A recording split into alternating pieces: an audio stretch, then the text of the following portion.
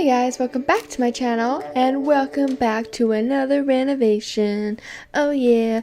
I don't know what that was. This renovation here, or this house, it's not renovated yet. Well, spoiler alert, it is, but you guys don't know what it looks like yet. This is a modern mess and it is by BusyBee1311.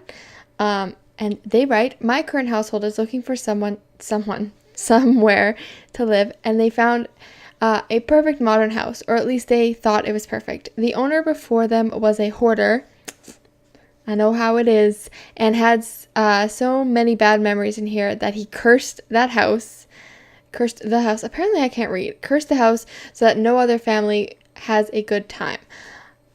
That's just rude. Keep in mind that my current family has 4 kids, and this is no place to let kids even step into the house. I did keep that in mind, and you can see the lot traits here are cursed, haunted, and gremlins. I changed that because, well, it turns into this beautiful house, right? So let's step in here, and this is what we have here. It is quite a nice house, modern, as they say. This door screams modern. This fence screams prison. So you come in and you got this truck here, which seems like, I don't know why you would leave a perfectly good working truck. Nice little mailbox. An elephant, I believe that is, mushed in with another elephant. There might be a giraffe in there somewhere. I don't know. So you walk in that door there, and it's colorful. I'll give it that. It's got this weird blue carpet with this blue tile, some bookshelves. I don't know if he was much of a hoarder, though. It looks pretty clean for hoarding. This weird countertops, or all of them, all the cabinets or counters are all different colors, which is weird. Through this little teeny tiny skinny door that I don't even think I could fit through, there is a living room. Quite nice rave lights to have a rave, and a nice TV. Apparently he moved out at Christmas time. And then you go upstairs and you come to this nice VIP section where the cacti hang out. And then this scary door with a shower and a dollhouse, which seems creepy. And then over here, which is just a bookshelf, clearly. So we're gonna, it's a door. Ha ha ha ha. It's a mess. It is just a cluster of things, which this looks like a hoarder. Oops, over here, see, I peek through the walls, guys. There's this strange tree, some alcohol, some paintings, and a bed. So, my kind of room. And then through here, to this nice rainbow door, is I like how they just piled everything together. What I assume is supposed to be a bunk bed with some graffiti. And through here is another toilet on a high chair and some more graffiti. And then you go down the stairs. Well, I guess there's no door outside, so you just go outside. And there is this with a pony and a grill. Yeah. So that's it. I will warn you, I do extend the house quite a bit because this is a very, if I go here, it's a very narrow house. So I do give it a bit of a extension, if you will. So we're going to get right into the speed build now. Okay guys, so it's going to be a really weird jump here. I've started to build, which you guys didn't see because my recording kind of bit the dust. But I'm glad I checked it. I double checked it because it was acting really laggy. So I was like, is this going to be the same problem I had where it just like doesn't do what I want it to do? It just like freezes at times for like whole minutes. So it did. But luckily I was able to catch it before I got too in depth with the renovation. So you guys missed me doing the expanding the house a bit, and then of course doing the fence around. By that I mean like the fence that you see at the front. So which is not too bad. It's definitely not a lot of the build or the renovation, but yeah. So the way that this house was originally designed was good, but too small. So I really didn't want to do like extra walls, or not extra walls, but I didn't want to like, Yeah, I did do extra walls, but I didn't want to like take away a lot of the walls, but I ended up taking away all of them because I couldn't think of anything that would work the way that it was designed, because it was originally smaller and I made it bigger, so some rooms are like weirdly big, and it was just not happening. So I changed all of the walls. I hope that's not too much of a problem. I try my best not to, but it just wasn't gonna work either way. So that's what I did. Ugh, it has been a week, guys. It has been a week. A stressful week. I had a midterm on Monday, which you guys know about, which I talked about in, I think, my Monday build, was it? And let's just say it didn't go well. It went. It was a thing. It happened. I wrote it. But so stupid. So I have a 2.5 hour class. Most professors will do the midterm, and when you finish, you're done. Like, you don't have to stay or anything. You just hand it in. You get the entire class to do it. Harley, your footsins are getting in the way of my complainings. Hi. And that's usually how it goes for most professors. That's what happens. But this professor, for some reason, decided to not only do a lecture, but he also had a group do their group presentation. So we had just barely over an hour to do an exam, and that would be fine if it was just a short little exam, but this was 18 short answer questions and one 5-page essay, which is a lot to do in just over an hour. I keep wanting to say under an hour. Every time I explain it, I'm like, it was under an hour, but no, it was just over an hour. So I find that to be ridiculous. I left just as the class was supposed to end, and I was probably the 5th person to leave. So out of 25 people. So you can imagine how many people were stressed out about that. And that was his fault. And honestly, the answers were stupid. The essay portion was open book, but it didn't have any answers like relating to the book, whereas the short answer part said cite specific examples from your book. And I'm like, I don't have any, I don't have page numbers. I don't remember page numbers here. It was all dumb. Clearly, I don't think I did very well. I'm not too stressed about it. It is what it is. I can't help it. He decided to make a stupid test. That's his fault, not mine. We'll see when I get the results back, but I'm not expecting a whole lot. But I did get an A on another paper that I did, which is nice. He's an easy marker, so I knew it wasn't going to be that hard. And then I got a B on a quiz and a B on another paper that I did. And that professor is usually a pretty tough marker. The last time I took his class, I got a C+. So I'm happy with my B. But yeah, it's just stressful to know that I didn't have enough time, and I was like, I already have anxiety, so to put that on top of it, it's a lot of stress for someone. So it was difficult, but I managed, and it's over, and I'm done. And it's gonna be hell pretty soon. But honestly, I don't mind the stress that comes along with papers. Papers are fine because you have, if you give yourself enough time, which everybody should do, you have enough time to tweak it and make it good. Tests are just stressful because you're like, did I study enough? Did I not study enough? I have no idea what you want from me. It depends on the professor, because one professor does give me the questions ahead of time for an exam, which is great. You do have to do a lot of work, reading and stuff. So it's not an easy exam, but it's not.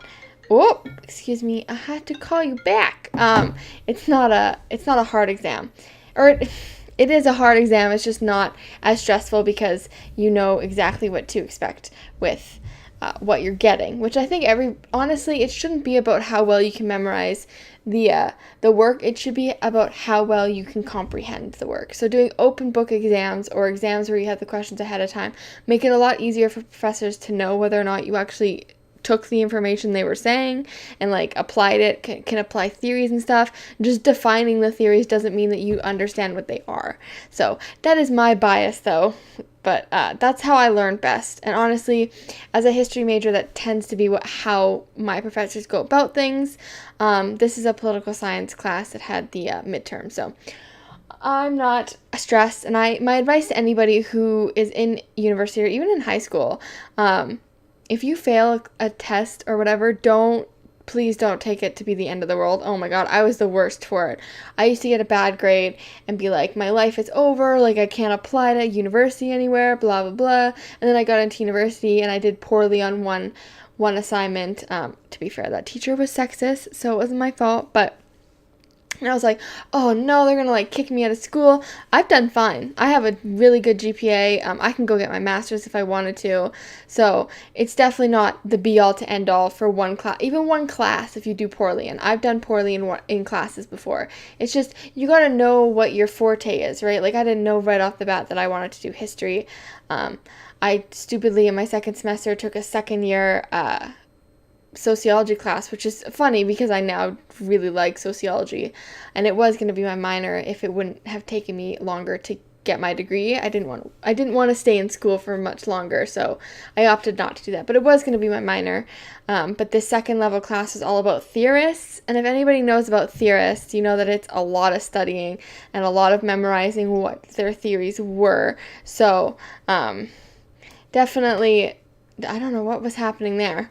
Definitely a hard class. I didn't do great in. I just barely passed. So, Harley, can you not?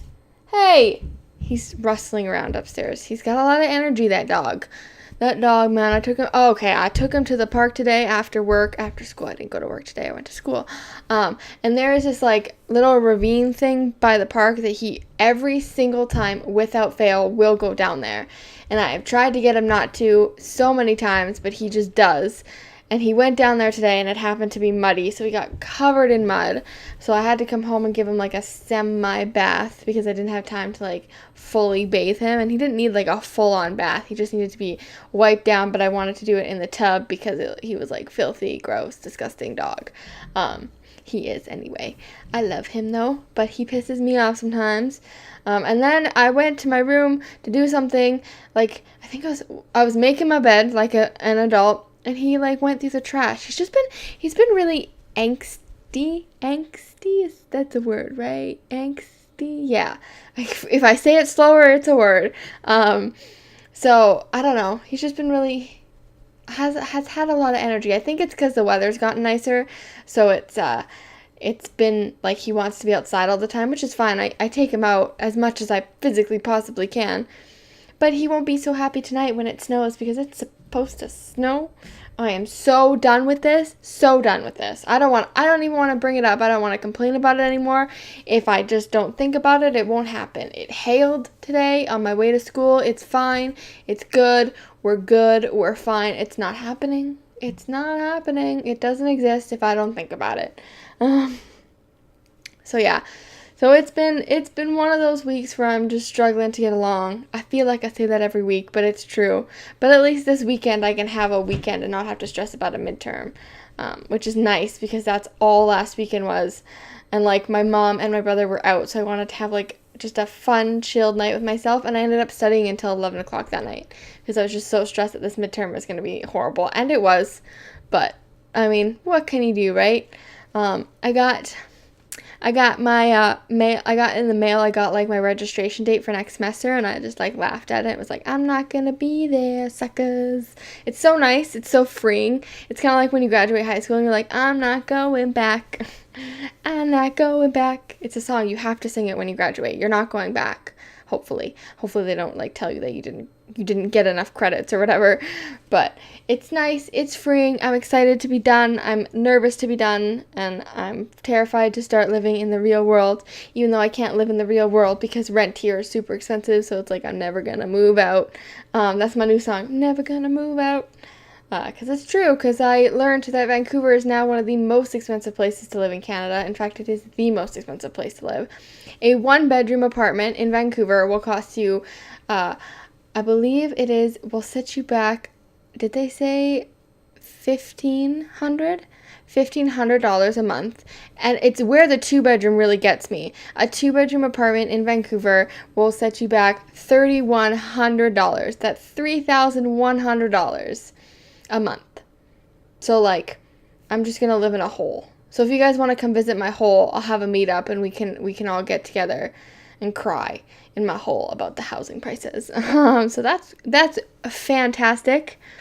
It's great. It's going good. I'm living the La Vida Loca. Just so I want to cut myself off here and explain a little bit about the house. So for the landscaping, I did absolutely zero like plants, like flowers and stuff. It's all just like green, which I actually thoroughly enjoy, because you know how much I hate trying to do landscaping. I hate it. So when I can do it simple like this, it's nice. I also got those little balls of like fountain. It's supposed to be like a fountain, but I thought, the water can just pool into the grass and like water the grass like a good fountain would. And then you can have a flooding issue, and then that can be your issue. But it's The Sims. Things like that don't happen, okay? It's not real life. So yeah. Anyway, I think we're finishing up here aside from doing the backyard. So I'm going to go ahead and say that if you want me to renovate one of your houses, make sure to use the hashtag NSGReno. So it's NSGReno. No S. I know I always say it with an S, but it's not with an S. It's NSGReno. I'll put it up on the screen, I'm sure. For me to find your house on the gallery, and then I can renovate your guys' houses, and look at how beautiful you guys make houses. And I can just do what I do best, which is the interior, and not have to worry about the exterior except for the freaking landscaping. Anyway, let's do a fly through.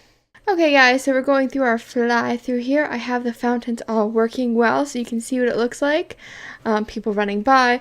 I'm just going to pause it though, so people do not enter into our home. So you come up to the giant front door. Huge, massive, little crack in there, which makes me a little nervous. Someone could easily break in. But you walk in and it's just kind of like open, super modern. I tried to make it as modern as I could. Especially with like the wallpaper and stuff, it's all just like beige white tones. The living room over here, it's pretty small and cozy, but it's a decent size for a family, and the little bookshelf there. I hope they can get to that. I'm not 100% sure. I'll have to test that. If that doesn't work, I'll put it probably over there somewhere or something. And then it's actually a pretty tiny kitchen, which I'm surprised, because usually my kitchens are massive. But I knew I wanted, like, there wasn't a whole lot here because I put these walls up. But yeah, so tiny kitchen with a nice little island here and a dining room there. And then through here we have a downstairs bathroom, which is nothing special, and just an art area, and then a little corner for the kids. Oh, I will paint that wall for you guys. A little corner for the kids to play. And then we go upstairs here, and we have just a nice teeny tiny hallway, but I couldn't really get around it without moving this, but it's okay because you just come up the stairs and bam, you've got the nice little area for the children. And then through this room is the boys' room, or whomsoever room you want it to be. But it's just like, I didn't really go too all out with the themes. I just kind of placed bed around and did some wall art. Other than that, they're pretty like, you can throw anybody in there really.